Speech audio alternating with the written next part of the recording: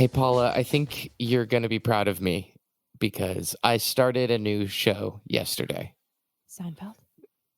No, it was not Seinfeld. It was 90 Day Fiance, 90 Days Before. Oh, Josh, I have been binging 90 Day Fiance. And I don't binge, but I have been doing it. Yeah, my shout out to my friend Miranda who showed it to me. I cannot believe that this is a thing that I am as into as I am, but it's just intoxicating. For our friends out there who don't know what 90 Day Fiance is, it is a show. So there's a type of visa that you get that I forget the name of. Let's just say it's called 90 Day Visa. And it's when you want to marry somebody from a foreign country, they get a visa where they can come to America for 90 days. And then within those 90 days, you either have to get married or you have to go home.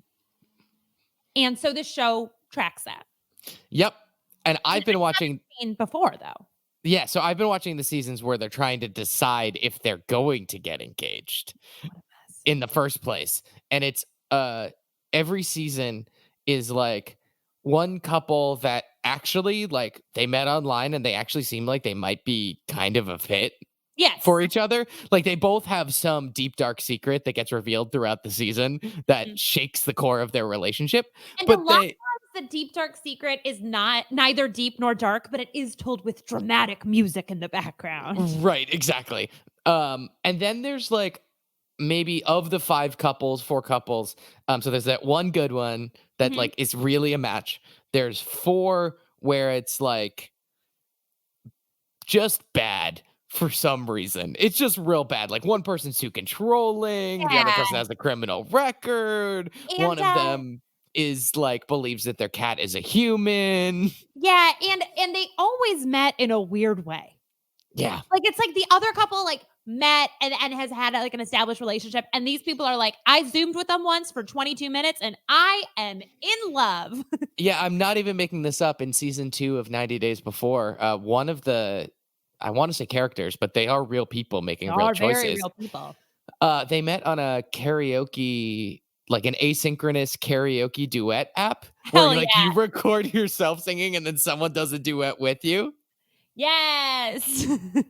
And then there's always one couple where it's clearly a catfish. Yes. And the person is like, I went all the way to the Ukraine to see this person, and like we haven't talked for 2 days, but they told me they were coming on the train. And if they haven't talked to me in 2 days, that means they're probably in transit.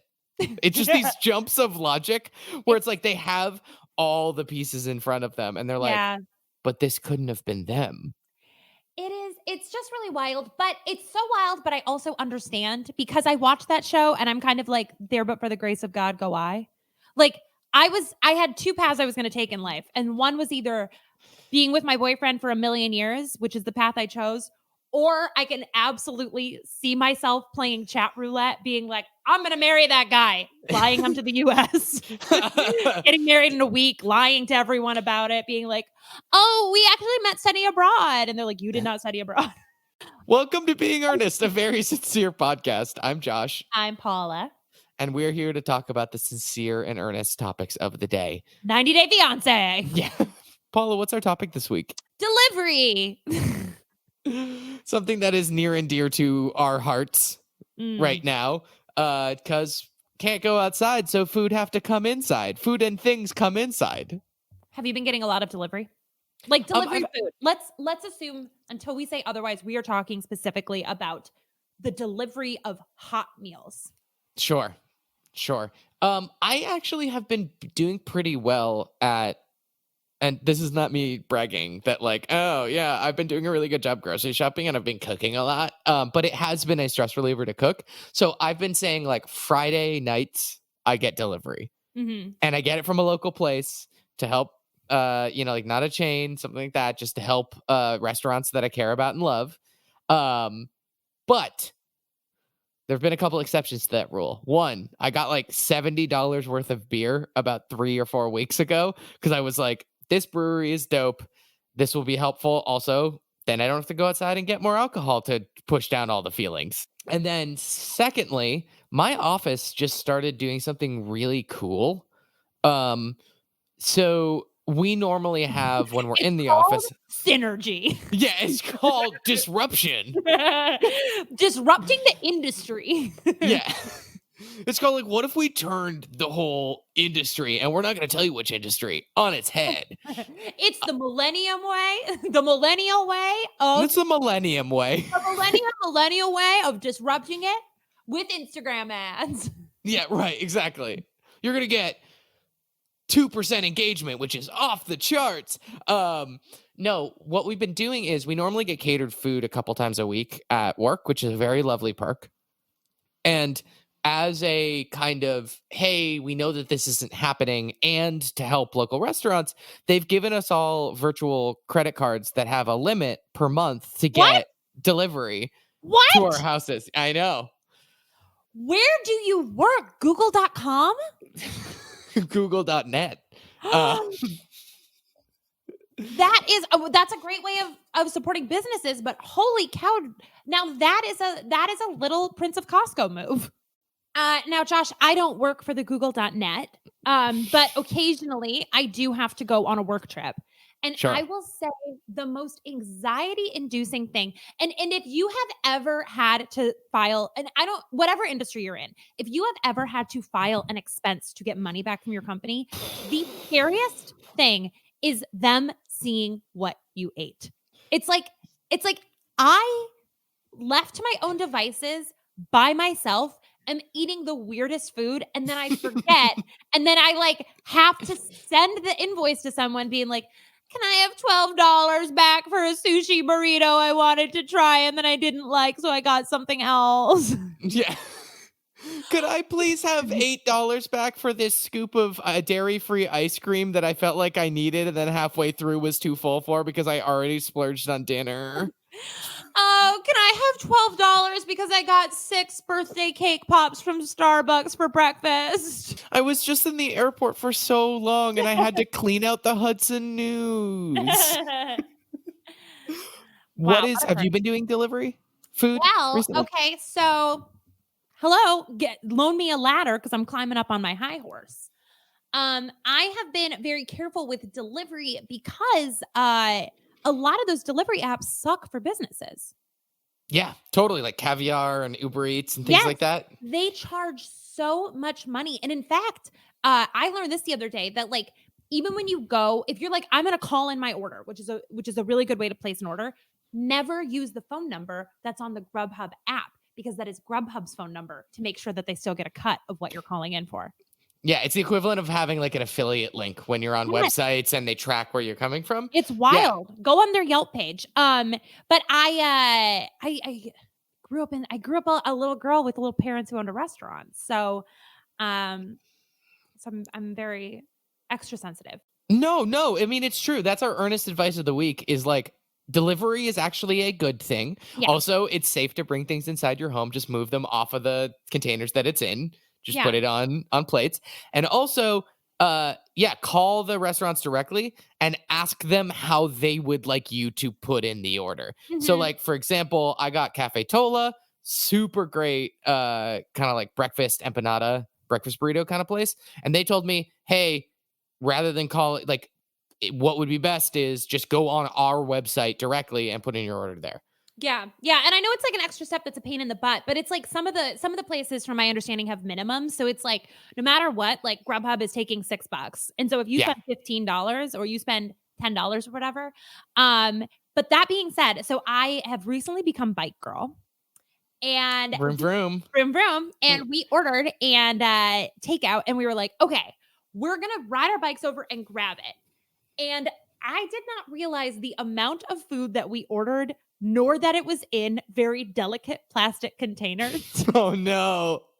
And so we were outside this restaurant with our backpacks and like a garbage bag that we used to line our backpacks, being like, what do we do? And I'll tell you what we had to do. And this sucks. So we rode all the way over. We had to call an Uber. And Uber's doing this thing that's like Uber Carrier or something. Well, they'll just take packages. So you called an Uber to carry your food back home? We got an Uber. We called our landlord who lives in the building. We had to be like, heads up, you're going to have to buzz in a package for us, we asked. And then we put the food in the trunk of the Uber and like pedaled behind it. Like, okay, who's the completely tiny prince now? Being like, please, good sir, carry all my wares. No, it like would not have worked. It would not. I mean, when I tell you this stuff might as well have been wrapped in a soft piece of tissue paper. When you get delivery, what is your go-to? And let's put to-go food and delivery in the same bucket here. Sure, totally. So I have two different modes. Fancy. It's either like single fancy thing. You know what I mean? Like burger. I do. I love a good delivery burger, which is surprising because the fries are almost always bad. Mhm. So, you know, if I'm going for like I'm going to get one thing and I know it's going to cost $20, but it's okay because that's going to make me happy right now. Mhm. Or I go with it's grocery time, baby. And I'm like getting $60 worth of Indian food. Holy cow. Because I'm thinking about like, well, if I get this, then like I can get 3 or 4 meals out of it or whatever. And that's where I go with like my Indian, my Thai kind of like those are my go-tos in general. It's either like fancy burger or like Indian food, Thai food, Vietnamese food, that kind of situation. Yeah, I was talking to a friend of the pod, Meredith Cashel, and she made a really good point that there's some foods that just like are so good in a restaurant. And then something happens in the transportation process where they become bad. Like a really good example of that is pasta. Like sure. Pasta in a restaurant, there is nothing better. They set that down in front of you, and my first instinct is like, I should be eating this for every meal. You know, it's the base of the food pyramid. It's good for you. This is heaven. But then as soon as it goes in as soon as it's transported outside, it changes. Yeah, well, it's like you get it's like fries. As soon as they're oxidized, like as soon as like they hit outside air as opposed to inside air. Hey, science. And they get they become it's that soggy air and they just sit in themselves. Yes. But meanwhile, some foods are just made better with delivery. Right, like soups and curries. Have you ever gotten, I'm about to blow everybody's mind. Have you ever gotten a delivery milkshake? No, well, because I'm very lactose intolerant, but well, me too, Josh. But there's a little thing called sucking it up. There is nothing that makes you feel more fancy. I mean, also my idea of self-care is like fill up the bathtub with ice cream and put on the Impractical Jokers. So like, don't listen to me. But if you ever have the opportunity to get a delivery or to go milkshake from a restaurant with your meal, it feels so fancy. I've had a smoothie before and I definitely feel very like, ooh, this was made for me. Ooh la la. What are you normally ordering when you order food? 50% of the time it's sushi, 50% of the time it's Chinese food. Really? I don't want only East Asia. I want sushi or I want Chinese food because those are two foods that I love that it's also vicinity. So there are also two places for that in walking distance to me that are both amazing restaurants. And also I have such intense need to be loved. Sure. Such intense, what is it, performer syndrome, that if I go to a restaurant and they are very nice to me, I will get their logo tattooed on my body. I will only eat there. I will do anything for them. Really? That's so funny. I really like my big thing right now is that I definitely feel that too. I get very like my family, there's other people in my family who I will not name who are more like this, where they just like want to be friends with everyone immediately and like will tell the entire life story. Yes. But I do have an intense I do have an intense urge to feel like one of my goals is to be a regular somewhere. You know what I mean? I just want to be a regular. That is? Do you know how attainable that is, Josh? You just go somewhere a bunch. Yeah, well, okay. Well, I'm a man of many interests. Where are you going to be a regular, Josh? The little Prince Throne store? Caviar.com. Yeah, so that's the biggest problem with quarantine, is that it's really just getting in the way of becoming a regular at various restaurants and bars. Oh, where? Champagne for Boys? Champagne for Boys is amazing. What a restaurant. What do you think it would be like inside? Sticky. Very sticky. Very sticky. Have I told this story on the pod once? My friend Kelly and I, so the place that I don't know the name of it, but if this bar was named anything, my guess is it was Champagne for Boys. My friend Kelly and I were walking on the street in Boys Town, and these guys come up to us, and they were like, "What are you guys up to?" And we were like, "Nothing." And they go, "Our friend owns the bar on the corner up there, and he's trying to make it look really busy because it's brand new. And so we're trying to get people in, and he will give you bottle service if you promise to sit in the window for free." Oh, wow. Isn't that very nice? And so we were like, yeah, duh. That's why you should always talk to strangers and go with them to a second location. So we walk Also, in. I don't know that that's nice. I think it's just business. I got something good. He got something good. So we sit in the window, whatever. We're having a nice time chit-chatting. Sure. And his husband, the owner's husband, was a go-go dancer there. Okay. And I will tell you, the best act of love I have ever seen. He was walking around.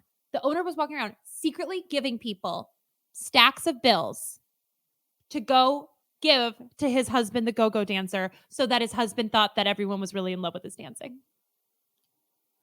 Do you think that the whole place, which we're going to call Champagne for Boys, was a front, that he didn't actually want to run a business? He just wanted to make his husband feel special? It was such an earnest, kind act of love in such a weird way that to this day, my heart swells thinking about what a kind thing.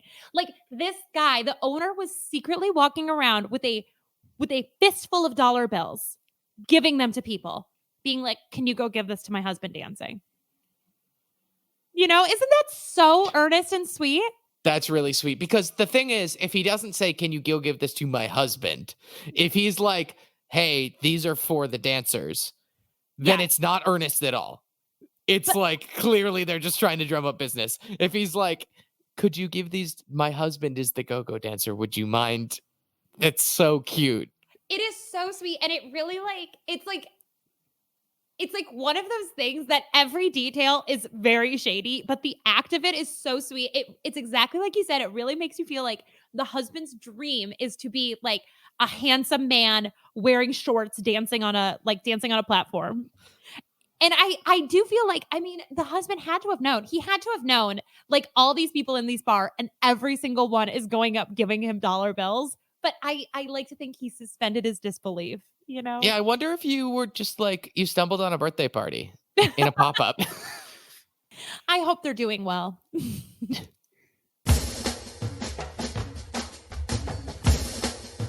Paula, I don't like being patient. Okay. No, I think something that I have realized, and I think others have felt as well, is we all got so used to Big Daddy Bezos giving us our packages and our toys within 48 hours. Oh, 48 hours would be like, it's going to take 48 hours? Yeah, right? Like, oh God, like I remember I was getting a Secret Santa gift for my coworker over the holidays, and I came up with the best idea kind of late in the game, but I could, and I remember being like, "Oh, well, I guess I'll have to pay for expedited shipping to get it here tomorrow, as opposed to like in 2 days." Ugh, woe is me. And now we're like, "Yep, might as well just assume that the Pony Express will bring this within 2 weeks." Yeah, it really it's all of a sudden feels like it's freaking 2011 over here. I know, right? God. Have you been making any stupid online purchases? Yeah, all the time. What is the dumbest thing you've bought? I don't know how dumb it is, but I bought a microplane, which is not a little airplane. It's the Oh, like little that's grating ridiculous. thing, the little grater thing that like they use on Bon Appetit because I was like, I'm tired of using the grater that I have to grate my ginger. I want to look like Molly Baz. Don't we all? What about you? What have you been ordering? I did get this tiny little eyelash comb for $2 on Amazon. And Mm. as you can see, it's a small little contraption with metal teeth, and you use it to comb your eyelashes. Okay. And I cannot tell you why I bought it. It just was there. It was there. It was $2. And I thought to myself, I am sick of my eyelashes not being combed enough. Yeah, maybe but they I'll need some combing. It is kind of hard because it's like you just like see this metal object coming towards your eye. And Sure. so that, Yeah. If you could have things delivered to you now that we like time is no longer a factor, no, I think we don't really need to worry about like I don't know, supply chain and efficiency. If you could have your stuff delivered by anything, and I mean anything, how would you want your stuff delivered? Like they buzz your apartment, you are like, yep, just leave it in the lobby, and then you look out your window and bam, this mode of transportation, this thing has delivered your box of 50 eyelash combs. well, I only need one because I already have one. Well, you know what? I'll put one in every bag. Yeah. There is one correct answer to this. I can tell you what it is right now at this second. It is one of the flying monkeys from The Wizard of Oz. Oh, wow. Mm-hmm. Interesting. First off, amazing uniforms. Tiny hats, little vests, very professional, very chic. I was going to say incredibly professional. Yeah, I just trust them. And you know what, Josh? I love a man in uniform. Sure. Do you think they have the temperament for it? I mean, I think from a physiological and professional setting, they're perfectly set up for it. But yeah, they can fly. Sure. They also, now a good thing with a monkey, because my first instinct was dragon, but what is a dragon going to do? Carry a basket in its mouth? But these guys have little hands. Sure. And they know how to work in groups. Sure. So this heavy, they can work together. And they've worked for a bad boss before, a terrible boss. Therefore, they would fall into the Bezos empire wonderfully. Sure. They don't mind being fully abused. Yeah, they're used to not getting bathroom breaks and being, destroyed if they try to unionize. Sure. You think that's the main thing that took down the Wicked Witch? If she had let the flying monkeys unionize, maybe we would have, Dorothy wouldn't have slipped through their clutches. Oh, God. They should make a musical about that witch. And a little goat man. I don't remember the rest of the plot to Wicked. Yeah, right. Yeah. All I know is that lots of people went with their moms. Yes. The show. And I've seen it 15 times. Wicked. Now, I guess Hamilton is kind of this, but I feel like in the early to mid 2000s, people really latched on to musicals. Oh, yeah. You want to. It's because I was like a musical nerd that it really felt like that. But sure, it seemed like that was the zeitgeist. Yeah. Well, there was the cool musical to like. There's always one, and then it changes. So it was Rent. And then it was, I think I would say because Rent's mid-90s. And then it kind of, everyone who becomes 13. It got popular early 2000s when they made that masterpiece of a movie. Yes, an incredible movie that has no problems with it. No problems whatsoever. So it jumped up there. Then we got Wicked. Then we got Spring Awakening. Yes, because that was the age of liking musicals with a little bit of an edge. Yeah, sure, exactly. There's some boob in this one. Yeah. And then we get I'm trying to think what early 2010s is. Hamilton? No, that would No, because Hamilton doesn't come out until 2014, 2015. Mm-hmm. So that took over. Maybe it's I think Spring Awakening may have been the last big one because it felt like it was Rent, Hairspray, Wicked. Like there was Yeah. like, all of these huge ones. We were Yeah. living in the golden age of musicals. Sure. As opposed to the actually defined golden age of musicals. But high schoolers were living in the golden age of musicals. Yes, definitely. In musicals about high schoolers. Oh yeah. Yeah, we did love Lots that. of musicals about high schoolers. Okay, if I could cast you in any musical role, what would I cast you in? This is more of a question for me. I was gonna say, I don't think I can answer this. I don't see. I have not kept up on musicals. I got Yeah. real into improv comedy, Sure. Which is a different From kind the- of musical. yeah, I was gonna say from the outside seems very similar. From the inside is totally different. What would I cast Josh in? What about the little guy from from Rent? The little guy with the camera and the scarf? Mark, Yeah. that was the one I identified with. Yeah, for sure. Nailed it. I can see you being that role. He was kind of like, I'm making a documentary. That's a good Yep. one for you. Yeah. And he's like a little bit petulant, but he's also very nice and like Mhm. he has separation problems, but he doesn't have. Yeah, exactly. Yeah. And you know what? And he's the one from Rent that probably lives like a very normal life now. Sure. Totally. You Totally. know? Like he got a job at a startup. Yeah, exactly. And he's like a chief creative officer, and it just kind of fell into his lap. When he works in Dumbo now. Like, Everyone like he kind of refers to it as his like wild early 20s. yeah. Back when I was yeah. a filmmaker, but he doesn't really talk to any of those people anymore. No, but he uses those skills because they're still marketable skills. The You know what I absolutely mean? marketable skills. Yeah. And You know, you know what? He got to go to that big fancy advertising thing in France this year. Cannes? Yeah. Oh, Palme d'Or or whatever. I Yeah. have no idea. Either way, Yeah. he won. Yeah, he made those 2% engagement Instagram ads. Yes, and now if I told you he made the Geico Christmas ad, so you know the one, Yeah, I know the one. and he made that and good for him. That Yeah. was art, Yeah, it really was. and that's you. Thank you. I appreciate that. You're welcome, A big old sellout. but in a nice way. So my mode of delivery would be Paul Revere. Okay, slow. So yeah, I mean, and dead. yeah, sure, but that kind of like your package is coming, being able to yell that as they down the street of the city. You imagine how annoying as hell that would be, because everyone is getting packages all the time, right? Like Sure. everyone is getting packages all the time, which means these Paul Reveres would be crossing each other in the street.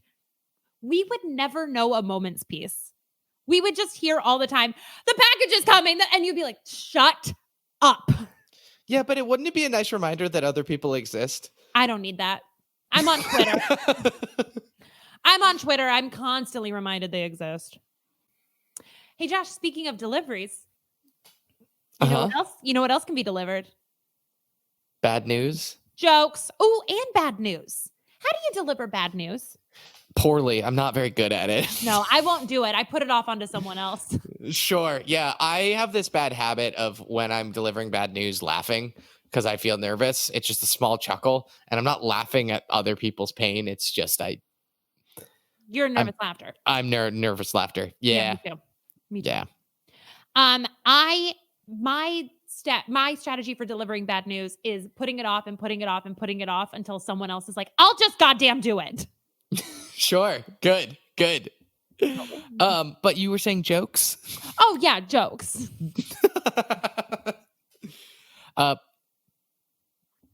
I think I know the answer to this, but Paula, have you bombed before? Oh yeah, hundreds of times. Yeah. Hundreds of times. I've bombed doing every form of comedy that you can imagine doing. I bombed at it. When was there the biggest gap of expectation versus reality for you? Ooh, look, there's lots of different forms of bombing. Let's dive into this. As somebody who's bombed, Sure. I think bombing is really good. I think it's really good because the first time it sucks so much, and then every time after it does not suck as much. Like, it's Yeah. so horrible the first time that you're like, if I bomb, okay. Bombing in improv sucks, but when you're doing improv, I feel like there's a level of forgiveness because people know you're making it up on the spot and you're also with a team. So if Yeah, it's you not your bomb, fault. exactly. And it's the same way with doing like sketches. Like I've bombed doing both of those, and it's like you're not by yourself. There's somebody else to share the blame with. Sure. Now, the worst one to bomb at is solo. And I have and specifically for me, bombing at solo characters is a nightmare because you worked really hard and you're probably wearing a stupid little hat and you thought this was going to go really well and there's no one to save you. So you just have to finish. And it every second feels like 1,000 years. Sure. And Yeah. there's, especially if it's something you've memorized, there's no way to speed it up. Yep. You know Yep. what I mean? Like you're just like, trapped in the script. we have to get, if you're bombing doing like regular stand-up comedy, you can skip jokes, get to the end, get out of there. But when you're doing something that is like from point A to point B to point C to point D, and you're 2 minutes into an 8-minute set and they are hating you, buddy, there is nothing you can do. Josh, I specifically remember one of the times I bombed the worst, and it was a character I had worked so goddamn hard on. And it was like, I was very young. It was like one of my first times doing like solo stuff. And it was like a camp counselor for like Trump camp or something. This would have been like before the election.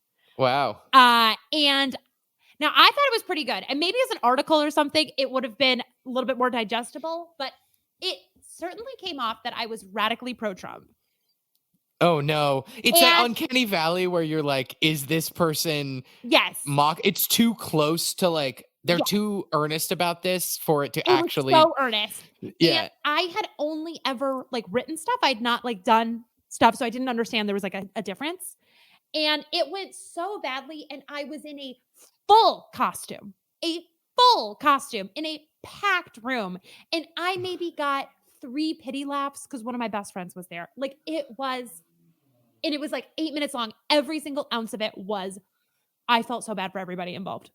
Oh God. Yeah. That's horrible. It was pretty rough. So wait, Josh, have you ever bombed? I was doing an improv set and I was trying to play someone who was crotchety, and people took it as something, it got misinterpreted as being problematic, and then like trying to, you realize it and you see it on everyone's face around you and you're like why are you, oh wait, you took it that way? No. And then you like drop all character affectations and you're like, how do I dig myself out of this hole? This isn't about building brick by brick anymore. This is about me clawing my way out of this hole that I've built for myself. And then just apologizing to everyone profusely after the show, being like, that's not what I intended. That's the guilt that sits with you after, where you're like, I've not only let down the audience, I've let down myself and everyone I've ever loved. Right, exactly. And it's like, that is not what I meant. I see how you could take it that way, but that was not at all what I meant. Was anybody mad at you, or did they all get it? No, they all were just like, we thought it was a really bold move. And I was like, it wasn't. I think that's going to do it for us. I think that's going to do it for us.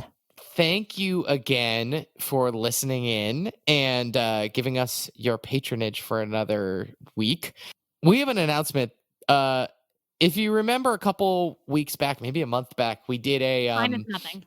Yeah, time's nothing. It was in this, within quarantine, we did a show where we did Diners, Drive-Ins, and Dives and did a live reading of it. Mm-hmm. We are doing something similar, but not quite the same. Paula, do you want to talk about it? Yes. And let me say that we had so much fun doing the reading. We're going to do another. It is my fault. I have not been able to will myself to transcribe another episode of television. So buckle up. That's going to happen eventually. This upcoming Thursday, Josh and I are going to go live on Twitch and play a full game of Dream Daddy. Or until we get bored. We're going to play the whole thing, buddy. Yeah, we're going to play the hit video game Dream Daddy. Dream Daddy. We'll put information on our social. Yeah, we'll put it on social. We'll play. You can pop in for 5 minutes, pop in for the whole time. Doesn't really matter. We'll figure it out, and we'll have a lot of fun doing it. No fundraiser on this one. Just hanging out if you want to hang out with us. Yeah. We do not have any imatwas this week. It has not been a very earnest week. If you have earnest moments that you want to send in, if you have topics you want to send in, if you've got things that are happening around you that you think would be germane to our conversation, you can reach out to us at Being Earnest Pod on all social, and then we're beingearnestpod@gmail.com. Thank you, as always, to our good friend Ryan Cruz for our wonderful logo. You can follow her on Instagram at @RBCruiser, and our buddy Dylan Dutch for our theme song. Follow him on Twitter at Dylan Dutch. And as soon as we're all out of this stay-at-home order, we'll meet you all at Champagne for Boys. Champagne for Boys. Thanks, everybody. See you next week. Bye.